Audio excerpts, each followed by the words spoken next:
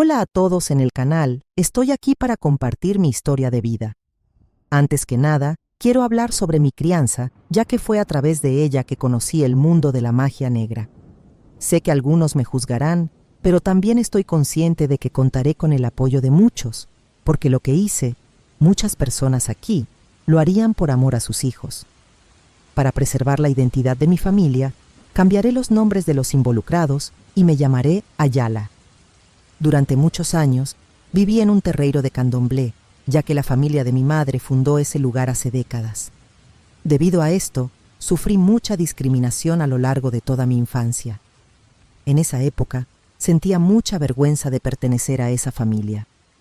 Era objeto de burlas en la escuela, y la mayoría de los niños de mi calle tenían prohibido jugar conmigo. Las pocas que podían me llenaban de preguntas absurdas sobre mi madre, a quien llamaban bruja.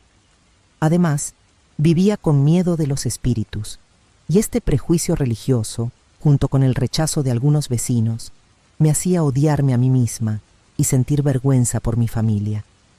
Sufría bastante por ello. Es importante aclarar que esta era mi percepción en la infancia. Hoy pienso de manera diferente. No soy seguidora del candomblé, pero tengo un gran respeto por todos. Todos los días soñaba con abandonar a mi familia debido al acoso que sufría. La época más aterradora para mí era cuando se celebraban fiestas en las que entidades conocidas como Exus se manifestaban en las personas. Mi madre, que era y sigue siendo una fuerte vidente, decía que mi destino era un día sustituirla. Tal vez eso realmente habría sucedido si hubiera seguido ese camino. Yo tenía dones para prever cosas, oír voces y sentir la presencia de espíritus, pero ocultaba esto a todos, especialmente a mi madre.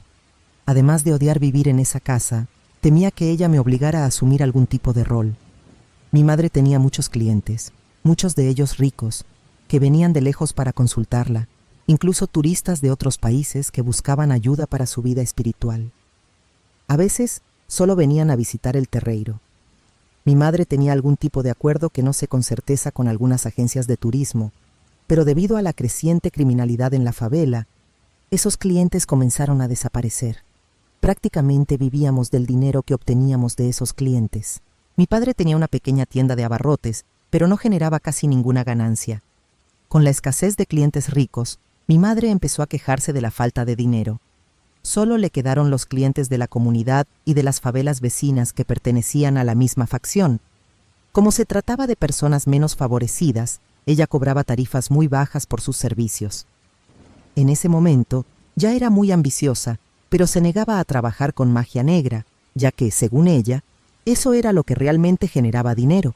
Sin embargo, hasta entonces, utilizaba sus dones únicamente para hechizos de magia blanca, trabajos de limpieza y ayuda espiritual. Para mí, eso no importaba. Odiaba vivir con ella y despreciaba los dones que tenía. Escuchaba voces, susurros y lamentos que me aterrorizaban. Me advertían sobre cosas antes de que sucedieran, y para mí, todo eso era culpa de mi madre. En ese tiempo, tenía 12 años y ya depositaba mis esperanzas en los estudios. Quería seguir el ejemplo de mi hermano, pero mi verdadero deseo era irme lo más rápido posible de aquella casa. Cuando las cosas comenzaron a apretarse económicamente para mi madre, empezó a aceptar trabajos de magia negra. Esto se convirtió rápidamente en un círculo vicioso. Obligaba a los ogons de ese terreiro a ir a los cementerios y enterrar algunos de sus hechizos. Mis tías, que también tenían derechos y obligaciones allí, se indignaron al enterarse de que mi madre estaba faltando al respeto a la casa. Después de muchas discusiones, nos mudamos a un barrio cercano, lo que facilitó mucho la vida de mi madre, ya que la mayoría de los clientes no querían entrar en la favela por miedo a ser secuestrados por la facción. En ese momento, ya tenía 14 años, y si antes ya me sentía avergonzada por el acoso que sufría solo por vivir en el terreiro, imagina cómo me sentía en ese momento en que mi madre estaba involucrada en la magia negra. No podía esperar a irme de casa.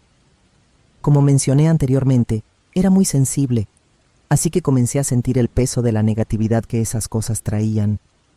También empecé a escuchar con mayor frecuencia las voces de entidades malignas. No comentaba nada de esto con mi madre, porque en el fondo no quería ser parte de eso. Tenía mucho miedo de que ella me obligara a hacer algo. Era obvio que ella sabía que tenía dones, pero me esforzaba al máximo para ocultárselo. Además, lo que más me motivaba a querer dejarla era el hecho de que la noticia de que mi madre era este tipo de hechicera se había propagado rápidamente entre los nuevos vecinos, y rápidamente me volví objeto de burlas. Esto me entristecía enormemente. Mi hermano Samuel, que es 6 años mayor que yo, es el orgullo de nuestra familia. Se dedicó tanto a los estudios que logró ingresar a la universidad a los 17 años. Fue él quien ayudó a difundir el trabajo de mi madre en los periódicos y en Internet. Antes, ella solo era conocida por recomendaciones. Ese año, mi madre logró una buena clientela, además de los antiguos clientes exitosos que tras la mudanza volvieron a visitar nuestra casa. A comienzos del año siguiente, me vi obligada a cambiar de escuela porque había pasado al segundo ciclo. Como esa escuela estaba en un barrio vecino, nadie conocía mi fama. Pronto hice nuevas amistades, pero la que más conecté fue con una chica de mi edad llamada Patricia. Fue a través de ella que asistí a la iglesia por primera vez. Sus padres eran evangélicos y se aseguraron de enseñarme sobre su religión. Sinceramente, me sentí identificada y comprendí que ese era el camino que quería seguir. Asistir a la iglesia me traía una paz interior, aunque lo hacía en secreto, escondido de mi familia. Incluso llegué a tener un noviecito en la iglesia, pero nuestra relación no duró ni un mes, ya que él siempre decía que quería conocer a mis padres. A medida que pasaban los días, sentía la necesidad de desahogarme con Patricia sobre los problemas que me atormentaban, pero temía que si lo hacía, ella se alejaría de mí. El miedo a que ella descubriera mis secretos hacía que mis días se tornaran aún más oscuros. Me inscribí en varios cursos que se ofrecían en un centro comunitario de mi antiguo barrio, con el propósito de ocupar mi tiempo al máximo. Mi objetivo era pasar la mayor cantidad de horas posible lejos de casa, ya que cuanto más me acercaba a Dios, más deseaba salir de ese hogar. Mis padres discutían constantemente, pues mi padre odiaba ver en lo que se había convertido mi madre. Ella solo pensaba en el dinero y no dudaba en hacer lo que fuera necesario, sin medir las consecuencias, para arruinar la vida de alguien siempre que le pagaran bien por ello. Quiero aclarar que no estoy diciendo que las personas que forman parte del candomblé están involucradas en magia negra. No, de ninguna manera. Solo estoy relatando que mi madre abandonó el candomblé por ambición y se adentró en el mundo de la magia negra. Cuando tenía 17 años, el pastor de la iglesia que frecuentaba me consiguió un empleo en la casa de uno de sus feligreses, el señor Newton, un delegado retirado y viudo. Esto me llenó de alegría y esperanza, ya que me permitía tener un lugar donde vivir. El trabajo no era complicado, pero el señor Newton era muy desordenado. Dejaba platos y vasos por toda la casa, al lado del sofá, creando un verdadero caos. Después de 3 meses trabajando allí, logré ahorrar suficiente dinero para comprar lo básico y poder vivir sola. Esto fue bastante fácil, ya que desayunaba y almorzaba en su casa, y por la noche cenaba gratuitamente en la escuela. Rápidamente alquilé un pequeño lugar en la comunidad donde crecí, ya que el precio era asequible. Le di adiós a mi madre con mucho gusto, con la certeza de que nunca volvería atrás. A pesar de asistir a la iglesia, las voces continuaban atormentándome, y a veces me pedían que alertara a alguien sobre el peligro que corría. Pero tras tantos años conviviendo con eso, me acostumbré y aprendí a ignorar esas voces. Lo más molesto era la sensación constante de un mal presagio que eso provocaba. El pánico que siempre sentía era como si viviera amenazada por un desconocido al teléfono. La diferencia era que no podía colgar la llamada para dejar de escuchar, pero no podía hacer mucho al respecto, excepto correr a la iglesia, donde podía disfrutar de al menos 1 hora de paz. Frecuentaba la iglesia, pero no estaba de acuerdo con la idea de que debía vestirme con ropa larga en mi día a día. Hablaba sobre esto, y las trabajadoras me explicaban que no era una regla estricta y que nadie exigiría eso de mí. Mi cambio vendría desde adentro, en el momento adecuado. Sin embargo, no era así en la práctica, porque cuando me encontraban en la calle, me lanzaban miradas de juicio. No creía que fuera posible que esa transformación naciera en mí, porque era muy vanidosa y adoraba vestirme como una persona del mundo. Mi vida tomó un giro diferente a los 19 años cuando el nieto del señor Newton Vino a pasar las vacaciones en su casa. Él vivía en Acre y se llamaba Diogo. Era un joven muy atractivo. Todo en él parecía perfecto. Intentaba disimular mi admiración, pero era casi imposible no fijarme en su físico y en su sonrisa. Parecía que había sido esculpido. Teníamos prácticamente la misma edad. En los primeros días de su estadía apenas hablamos. Un día, el señor Newton me invitó a la fiesta de cumpleaños de su sobrina más pequeña en una casa de playa. En realidad, creo que me invitó solo para ayudar con la organización, ya que había pocas personas dispuestas a colaborar. Aunque no tenía intención de ir, porque era muy antisocial, me dio vergüenza rechazar la invitación. La decoración fue hermosa, toda basada en el personaje de Pocahontas. Esa noche, cuando llegué al área exterior donde se celebraba la fiesta, el señor Newton quedó admirado y me llenó de elogios. Fue allí donde Diogo realmente notó mi existencia. Me observó durante toda la fiesta, pero se mantuvo distante, probablemente para que sus parientes no lo vieran conversando con la empleada. A la mañana siguiente, todos se reunieron para ir a la playa, que estaba a aproximadamente 2 kilómetros. Yo decidí no acompañarlos, así que me quedé sola en la casa y aproveché para bañarme en la piscina. El señor Newton había dejado en claro que yo estaba allí como invitada y que podía sentirme a gusto en su hogar. Alrededor de 1 hora después, Diogo regresó de la playa y me preguntó si podía hacerme compañía. Aunque hubiera querido que no se quedara, no podía decirle nada. La casa había sido alquilada por su familia. Hablamos bastante. Él no disimulaba que estaba muy interesado en mí. Yo también sentía lo mismo, pero lo ocultaba lo más posible. Proveníamos de mundos diferentes. Él era hijo de un juez y pertenecía a la alta sociedad. Yo era atractiva, con un buen cuerpo, pero era pobre. ¿Qué podría querer él conmigo? A pesar de ser consciente de todo eso, terminé cediendo a su encanto. Después de todo, no pude resistir tanta belleza. Esto ocurrió 1 semana después. A diferencia de lo que pensaba, él resultó ser ingenuo, sencillo y algo tonto, cualidades que me conquistaron cada día más. Pronto ocurrió lo inevitable, y fue maravilloso. Escuchaba que la primera vez era tensa, dolorosa y placentera solo para los hombres, pero para mí fue perfecta. No nos separamos por el resto de sus vacaciones. Lamentablemente, ese mes pasó volando, y él tuvo que regresar a su ciudad. Hicimos una promesa de seguir en contacto. Me sentí muy triste con su partida, pero ya había entrado en esa relación sabiendo que no era más que una aventura. Sin embargo, lo que surgió de aquella aventura no estaba en mis planes. De hecho, ni siquiera en los de él. Pasaron 1 mes y medio y descubrí que estaba embarazada. Me sentí perdida, sin saber qué pensar ni cómo actuar. La posibilidad de interrumpir el embarazo estaba completamente fuera de discusión. Pero, ¿qué iba a hacer yo si él ni siquiera vivía en la misma ciudad? Me preguntaba por qué, siendo tan sensible, no me alertaron de que esto iba a suceder. Cuando le conté a Diogo, él se mostró molesto. La pasión y el anhelo que decía sentir desaparecieron de inmediato. Me acusó de haber quedado embarazada a propósito para sacar dinero de su familia y me sugirió que lo desechara en el inodoro. Quedé devastada. Su reacción me hirió profundamente. Supliqué al señor Newton que no me echara y él me tranquilizó, asegurándome que jamás haría eso y que hablaría con su hermano, ya que Diogo tenía que aprender a asumir sus responsabilidades. El mismo día, Diogo se disculpó por haber pensado mal de mí y prometió que no me faltaría nada para nuestro bebé. Realmente se arrepintió de haberme herido, pero dejó claro que no había nada más entre nosotros. En cuanto a eso, no me importaba, porque no estaba enamorada ni soñaba con casarme con él.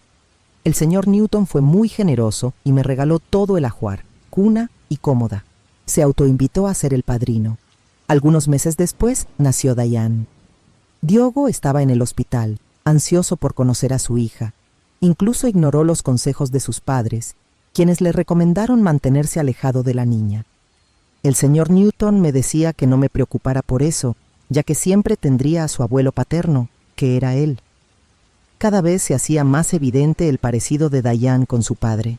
Mi madre se mostró encantada con ella, pero intenté mantenerla alejada para que no trajera energías negativas a mi bebé, que aún era tan pequeña. El señor Newton sugirió que me mudara a su casa para que tuviéramos un poco más de comodidad. pero dejé claro que eso no era una opción. Me había mudado a una habitación diminuta y mi hija iba a necesitar espacio cuando empezara a dar sus primeros pasos. Así que, en cuanto cumplió 2 años, volví a trabajar en casa del señor Newton. Le pagaba a Dora, una prima mía, para que cuidara de ella mientras estaba fuera. Fue difícil separarme de Diane, pero tenía que continuar la lucha. No podía vivir del dinero que Diogo ofrecía. Además, teníamos una vida por delante y necesitaba ahorrar para su futuro. Durante los primeros 5 años de la vida de Diane, Diogo se mantuvo presente en su día a día. Hacíamos videollamadas continuamente y él la visitaba los fines de semana, aunque trataba de mantenerla alejada de mi madre. Sin embargo, no logré evitar que tuviera una verdadera devoción por su abuela, ya que no podía privar a mi hija de su felicidad. Al no estar más en la casa de mi madre, pude conocer su lado cariñoso. A medida que pasaron los años, el señor Newton insistía en que debía abandonar esa comunidad. Decidí escuchar sus consejos, ya que las cosas se estaban volviendo peligrosas. Casi cada semana había intercambios de disparos entre traficantes y policías, y no quería que mi hija se convirtiera en una víctima más de una bala perdida. Finalmente, me mudé a un barrio muy cercano al de mi madre, prácticamente al lado de la favela, pero era más seguro. Con el paso del tiempo, Diogo dejó de venir a visitarla, pues según él, la vida no lo permitía, pero mantuvieron el contacto telefónico. A diferencia de mi relación con mi madre, Diane y yo nos llevábamos muy bien. Ella era una niña dulce, feliz, extrovertida y rodeada de amigos. Además de la pensión que Diogo le daba, él también pagaba su educación, lo cual me ayudaba mucho, ya que usaba lo que sobraba para financiar sus clases de ballet y danza. El señor Newton, además de regalarle cosas, le daba una buena mesada, lo que le permitía estar siempre a la moda. Mi madre también quería darle una mesada, pero yo no deseaba el dinero proveniente de su trabajo y lo dejaba claro. Ella comprendía mi postura. Todos los martes y domingos íbamos a la iglesia y las voces y presagios que antes me atormentaban cesaron. Hasta que cumplió 14 años, disfrutamos de una vida perfecta. Sin embargo, todo cambió cuando comenzó a relacionarse con Raquel y Lorena, 2 gemelas que se mudaron a la casa vecina. Pronto, ellas y mi hija se convirtieron en inseparables. Tenían 16 años y la libertad de hacer lo que quisieran. Raquel era una buena chica, pero Lorena era envidiosa. Deseaba todo lo que mi hija tenía, desde ropa hasta zapatos, e incluso su consola de videojuegos. Pero lo peor era que arrastraba a su hermana a fiestas de baile funk y quería hacer lo mismo con Diane. Lorena hablaba tanto de esas fiestas que mi hija no hablaba de otra cosa. En mi juicio, ella lloraba y se quejaba para que la dejara ir. Nunca permitiría que mi hija fuera a ningún lugar con gas, ni siquiera al centro comercial. El único sitio donde consentía que se encontraran era en un parque que estaba a 300 metros de nuestra casa. Antes de que esas chicas llegaran a vivir al lado de nosotros, vivíamos en paz. En ese entonces, Diane aún disfrutaba de coleccionar muñecas, lo que era su pasatiempo, pero a partir de la llegada de esas nuevas amigas, su comportamiento comenzó a cambiar. Quizá debía haberla mantenido en casa para evitar esa amistad, ya que las discusiones entre nosotras se volvieron constantes. Mi hija tenía 14 años, pero su cuerpo ya lucía como el de una joven de 18.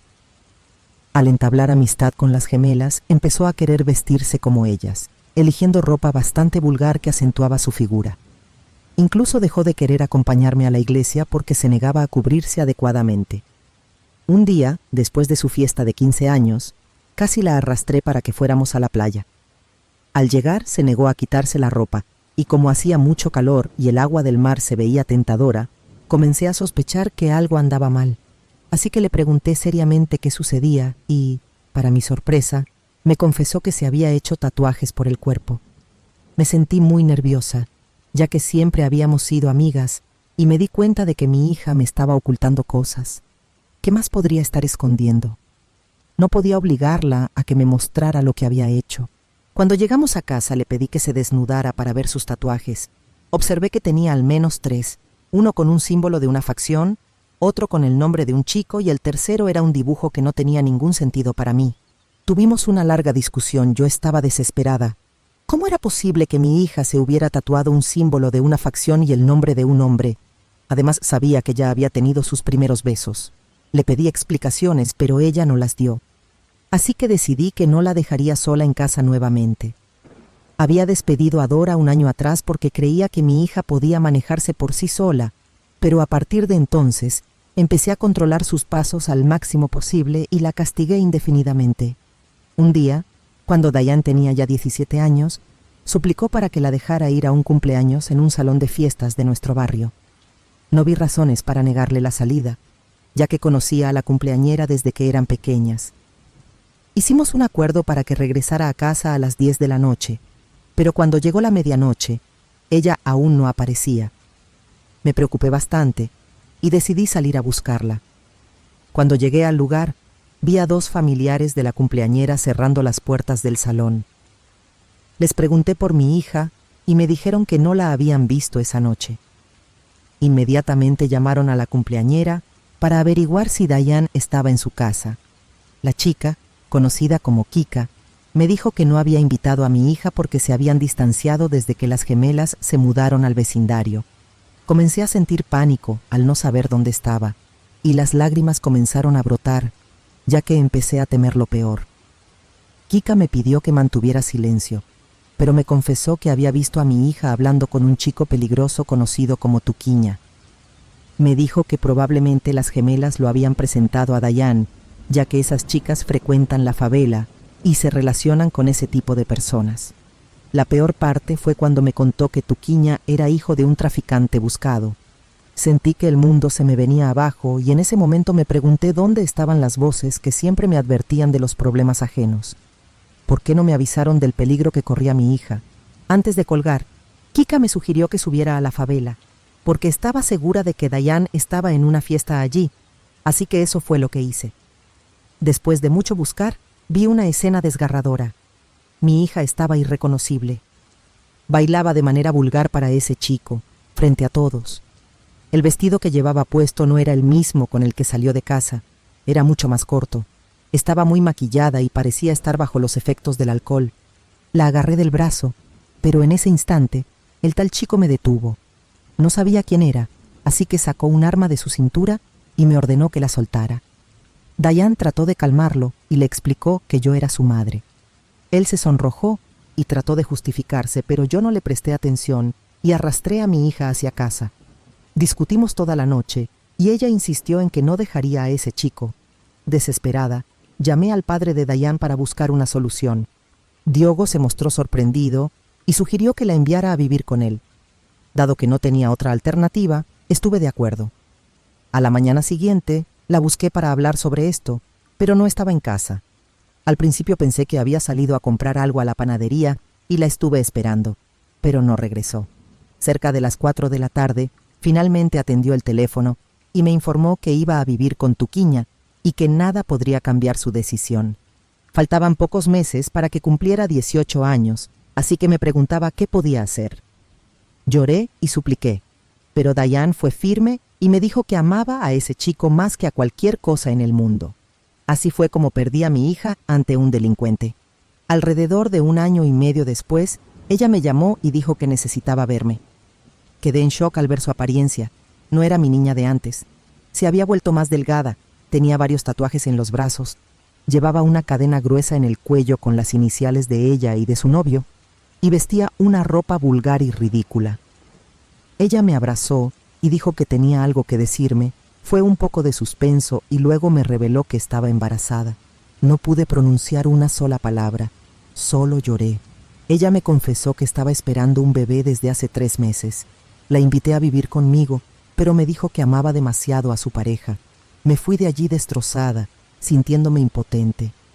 2 meses después, me llamó para invitarme a almorzar en su casa y me aseguró que su pareja, Tuquiña, no estaría presente porque había salido de viaje. Fui, pero solo porque necesitaba saber cómo estaba llevando su vida y qué tipo de vida podría ofrecer a mi nieto o nieta. La casa estaba en la favela, pero era hermosa, muy bien cuidada y moderna, con un televisor y un equipo de sonido de última tecnología. A pesar de que solo tenía 5 meses de embarazo, su abdomen ya se notaba considerablemente. Noté algunas marcas moradas en su espalda, pero ella las justificó diciendo que había tenido una caída por las escaleras. Pasamos un día que, si hubiera sido con una persona decente, podría haber sido divertido. Esa misma semana me llamó en un estado de desesperación y al llegar supe que había recibido una puñalada en la pierna. Necesité atención médica porque me desmayé al escuchar la noticia. Cuando recuperé la conciencia, fui al cuarto donde ella se encontraba. Intentó defender a su pareja, alegando que él había actuado sin pensar, ya que ella había ido a una fiesta mientras él estaba fuera.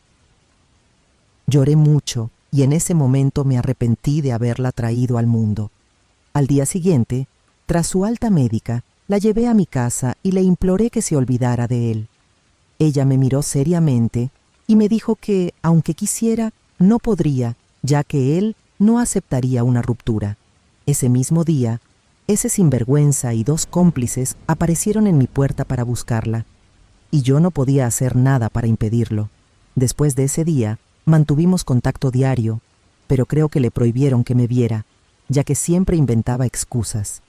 Intenté hacerle ver que el niño crecería en medio del tráfico y que corría peligro de vida desde el momento en que nació. Ella estaba ciega por amor. Ni siquiera atendía las llamadas del señor Newton, un delegado retirado, porque su pareja no permitía que tuvieran contacto. Todos los días iba a la iglesia a orar por mi hija y por el nieto que estaba a punto de nacer. El día del parto, estuve en el hospital y también ese criminal. Gracias a Dios, el bebé nació saludable. 2 días después, ella recibió el alta, y mientras la ayudaba a cambiarse, vi varios moretones en su cuerpo. Le supliqué que viniera a vivir conmigo, pero se negó con los ojos llenos de lágrimas. Antes de subir al coche de él, me abrazó y se disculpó por haberme dejado. Mi hija estaba sufriendo y no podía permitirlo más. Regresé a casa, preparé mi maleta y fui a su casa. Ellos se sorprendieron al verme, especialmente Tuquiña, pero él no se opuso. Hablé con el señor Newton y le avisé que ese mes no iría a trabajar, explicándole la situación. Él apoyó mi decisión. Mi hija estaba muy feliz y durante ese mes cuidé de ella y de mi nieto. Mi presencia no lo intimidó en absoluto, aunque vi movimientos extraños de hombres armados que entraban y salían de un área de la casa. Estaba segura de que allí había un laboratorio de drogas. Muchas veces pensé en llamar a la policía y denunciarlo, pero sabía que mi hija iría con él. Si la policía llegaba allí, ella también sería arrestada. ¿Qué destino cruel eligió para sí misma? Lamentablemente, no podía quedarme a su lado para siempre, así que volví a casa y a mi rutina. Unos 2 meses después, alrededor de las 3 de la mañana, recibí varios mensajes de voz de mi hija llorando desconsoladamente. En uno de ellos, decía que había descubierto que Tuquiña estaba saliendo con una chica de 6 años menor, y que por eso iba a dejarlo. En otro mensaje, me pedía perdón por haber sido tan imprudente e ingrata. No respondí hasta las 7 de la mañana, cuando me desperté. Pasé el día llamándola, pero no respondía ni visualizaba mis mensajes. Alrededor de las 8 de la noche, mientras dormitaba en el sofá, mi madre llegó a mi casa, casi derribando la puerta y gritando. Me llevé un gran susto y tardé en abrir porque me sentí mal al despertarme así. Cuando me vio, me abrazó llorando y me dijo que Diane había sido encontrada muerta en una calle cercana a su casa. No pude escuchar el resto de la frase. El mundo se oscureció y perdí el conocimiento. No describiré lo que sentí al despertar y ver a mi madre frente a mí, llorando, pero creo que todos pueden imaginar el sufrimiento de una madre al perder su bien más preciado. No me puse los zapatos y corrí hacia allí. No estaba tan lejos, pues vivía cerca de esa favela. Tenía la esperanza de que mi madre hubiera recibido una noticia falsa. Cuando llegué, ya habían llevado el cuerpo y la calle estaba llena de policías preguntando por el paradero de Tuquiña. Desesperada, fui a la casa de ese desgraciado porque necesitaba saber sobre mi nieto. Al llegar, vi a una chica en la puerta sosteniendo al bebé en brazos, intentando calmarlo. Él aún tenía 3 meses y probablemente quería el abrazo de su madre. Era idéntico a ella. La semejanza era asombrosa. Lo abracé, intentando calmarlo. Mi princesa se había ido, y lo que quedaba era ese pequeño e indefenso que necesitaba de mí para mantenerlo lo más alejado posible de su padre. Mientras bajaba por aquella calle, necesitaba tener la certeza de que ella había muerto. Justo en ese momento, apareció mi madre y me dijo que debía entrar a recoger la ropa sucia de Tuquiña, porque ella iba a hacer que él ardiera en el infierno. Fue entonces que me contó que Dayan había fallecido tras recibir 3 disparos en la espalda y que estaba sosteniendo a Kaique en brazos cuando aquel monstruo disparó. Ni siquiera pensó que podría haber herido a su propio hijo. Al escuchar esos sórdidos detalles, no dudé ni un instante. Entré en esa casa y recogí varias pertenencias de él. Lo odiaba con toda mi fuerza y deseaba verlo sufrir, aunque para ello tuviera que entregar mi alma a cambio. Después de eso, nos dirigimos a la delegación. El entierro se llevó a cabo 2 días después. A pesar de haber quitado muchas vidas, el padre de ese sinvergüenza tuvo el valor de presentarse en el cementerio. Afirmó que Tuquiña no había sido el culpable de la muerte de Dayan y dijo que si Caí necesitaba algo, podía buscarlo en la comunidad donde se encontraba escondido. Miré a mi alrededor en busca de policías, pero no había ninguno presente. Grité para que todos escucharan que el hijo de ese hombre pagaría caro por haber arruinado mi vida. Diogo lo empujó y aseguró que no se detendría hasta ver a Tuquiña tras las rejas. No me dijo nada más y se marchó. Quizás él estaba allí porque conocía la fama de mi madre. De allí, fuimos a la delegación para informarnos sobre cualquier novedad respecto al paradero de ese criminal, pero no había nada. Además, nos dijeron que había surgido la hipótesis de que el crimen había sido motivado por la venganza de una facción rival. Sin embargo, yo sabía que era una excusa proporcionada por los cómplices de Tuquiña para desviar la atención de la policía. Regresé a casa obsesionada por la venganza. No quería que solo lo arrestaran, quería que él pagara por lo que había hecho. Tan pronto como me vio, Dora me pidió que hiciera silencio, pues Caí había llorado todo el día y finalmente había logrado quedarse dormido. Me acerqué a él y me desmoroné en llanto. Ese pequeño se parecía tanto a mi hija. ¿Cómo podía cuidar de un niño al que amaba y odiaba al mismo tiempo? Juro que no quería sentir eso dentro de mí, pero en ese momento era lo que experimentaba. Hablé con Dora y le pedí que permaneciera allí por algunas horas más, ya que tenía algunas cosas que resolver. Desde allí fui a casa de mi madre, donde hablamos sobre el hechizo. Ella me aseguró que ya lo había realizado y que pronto veríamos los resultados. Curiosa, le pregunté cómo podía estar tan segura de que funcionaría. Me miró y me dijo que la mayoría de sus clientes habían obtenido buenos resultados. Me contó que incluso había tomado una foto del hechizo, ya que le serviría como trofeo. No entraré en detalles sobre el hechizo, solo diré que lo enterró en el mismo cementerio donde mi hija estaba sepultada. Ese día, abracé a mi madre y le pedí perdón por haberla abandonado y despreciado en el pasado. No sé decir con certeza cuántos días pasaron, solo sé que recibimos la noticia de que la facción rival había descubierto, gracias a un informante, dónde estaban escondidos padre e hijo y les dispararon. Esto no trajo de vuelta a mi hija, pero me dio un poco de paz. No puedo afirmar que su muerte fuera consecuencia del hechizo, pero hubo un detalle que me llamó la atención. El muñeco vudú que mi madre utilizó en el hechizo tenía agujas clavadas entre un ojo y otro, además de muchas otras en el cuerpo del muñeco. Según lo que supe de los habitantes del lugar, uno de los disparos que él recibió fue en la frente. Coincidencia o no, nunca lo sabré. Con la ayuda financiera de Diogo, abandonamos aquel lugar. Mis padres también se mudaron cerca de mí, y es mi madre quien cuida de Caí para que yo pueda trabajar. Espero que mi hija encuentre la paz.